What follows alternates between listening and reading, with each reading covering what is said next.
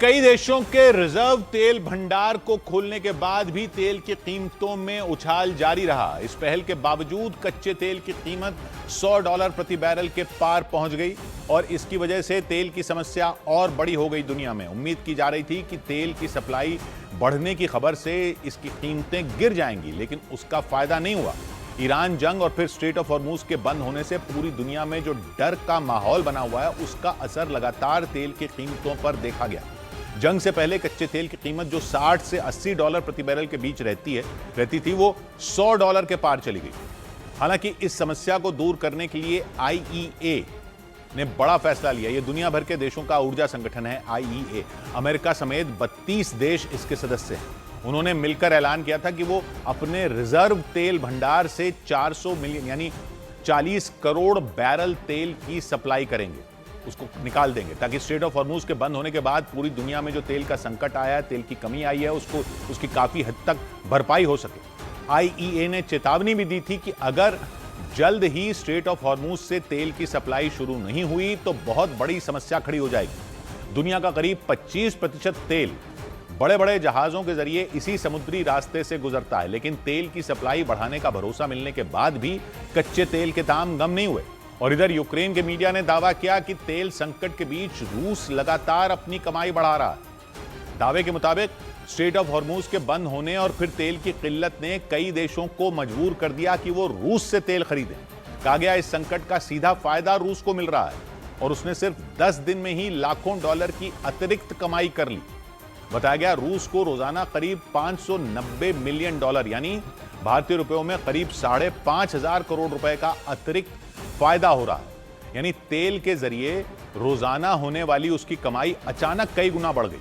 आशंका जताई गई कि रूस इन पैसों का इस्तेमाल यूक्रेन के खिलाफ जंग में कर सकता है। वो बड़ी संख्या में हथियार खरीद सकता है। यूक्रेन के मीडिया ने अमेरिका से अपील की कि वो रूसी तेल पर लगे प्रतिबंधों में ढील न दे, क्योंकि इससे यूक्रेन को और ज्यादा नुकसान होगा। यानी यूक्रेन को डर है कि अगर रूस को इस मौके का फायदा उठाने से नहीं रोका गया और उसकी तिजोरी इसी तरह भरती गई तो वो उसके लिए और भी खतरनाक हो सकता है।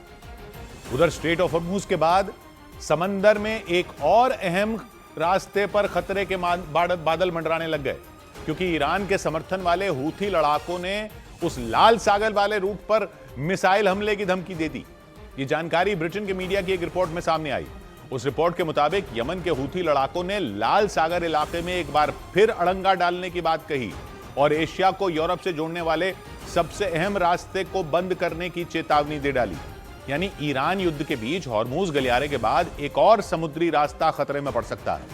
वहां से आने जाने वाले जहाजों पर मिसाइलें दागी जा सकती हैं, ठीक उसी तरह जैसे ईरान ने स्ट्रेट ऑफ हॉर्मूज से गुजरने वाले जहाजों पर पाबंदी लगा रखी है।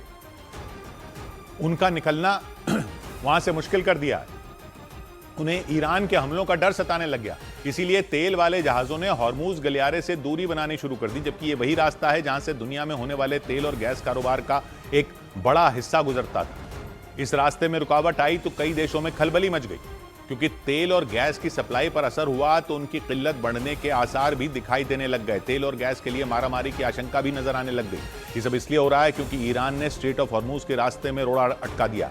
लेकिन दावा है मुसीबतें इससे और ज्यादा बढ़ सकती हैं, क्योंकि ईरान के समर्थन वाले हूथी लड़ाकों ने भी जंग में उतरने का संकेत दे दिए। वो यमन में है। उन्होंने यूरोप को एशिया से जोड़ने वाले समुद्री रास्ते लाल सागर में हमले की धमकी दी। वो दूसरी तरफ का रास्ता है। अब वहां पर भी धमकी आ गई। ब्रिटेन के मीडिया के मुताबिक यमन के हूथी लड़ाकों ने बाबल मंदीब गलियारे को बंद करने की तैयारी तेज कर दी, जबकि दुनिया भर में होने वाले कारोबार का करीब 12% कारोबार उस गलियारे से होता है। हूथी लड़ाकों ने वहां से आने जाने वाले जहाजों पर मिसाइल हमले करने की धमकी दी। बाबल मंदीब एक समुद्री गलियारा है जो यमन के दक्षिणी छोर पर है। यह गलियारा यमन को अफ्रीकी देश जिबूती और एरिट्रिया से अलग करता है, जबकि लाल सागर को अदन की खाड़ी से जोड़ने का काम भी बाबल मंदीब गलियारा ही करता है। अरब सागर से कोई जहाज अगर यूरोप जाता है तो उसे पहले अदन की खाड़ी को पार करना होता है और फिर बाबल मंदीब गलियारे से होते हुए वो लाल सागर में पहुंचता है। उसके बाद आगे का रास्ता उसे सुएज नहर के जरिए तय करना होता है, क्योंकि मिस्र से लगने वाली सुएज नहर भूमध्य सागर में मिलती है। भूमध्य सागर तक पहुंचने के बाद यूरोप के अलग अलग देशों तक पहुंचना आसान हो जाता है।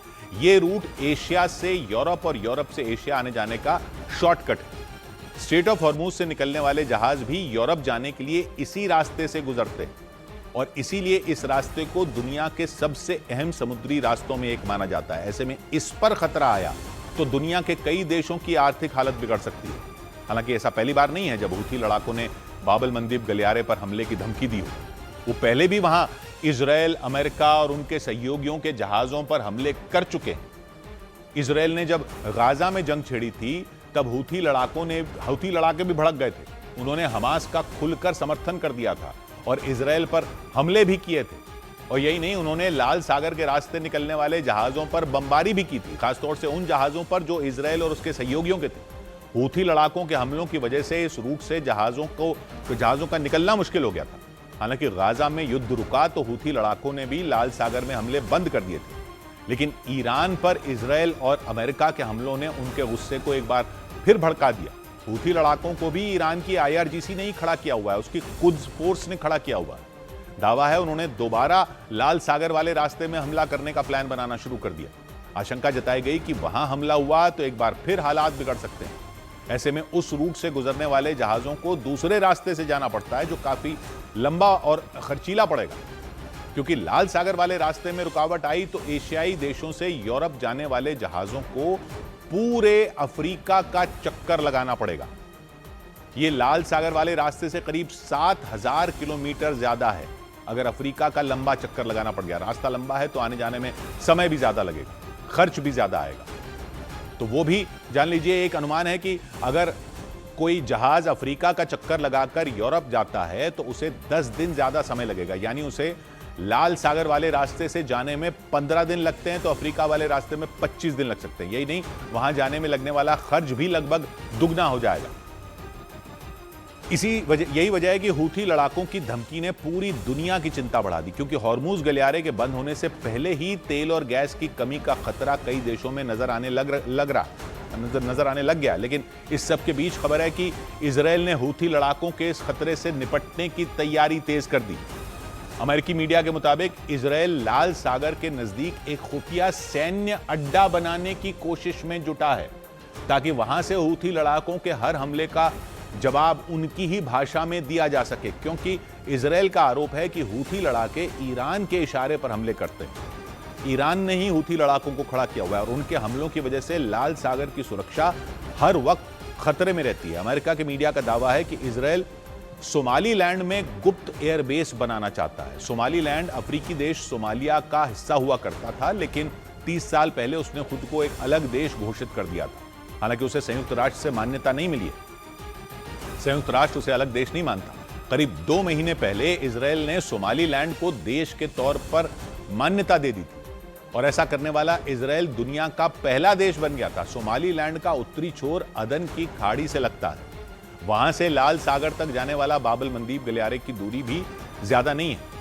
इस गलियारे से हर साल अलग अलग देशों के करीब 17,000 जहाज गुजरते हैं। लेकिन दावा है कि ईरान जंग के बीच यमन के हूथी लड़ाकों ने वहां जहाजों पर हमले करने की धमकी दे दी और तो और गाजा युद्ध के दौरान उन्होंने वहां दर्जनों जहाजों पर हमले किए भी थे। यानी हूथी लड़ाके लाल सागर इलाके के लिए खतरे के तौर पर तब भी देखे गए थे।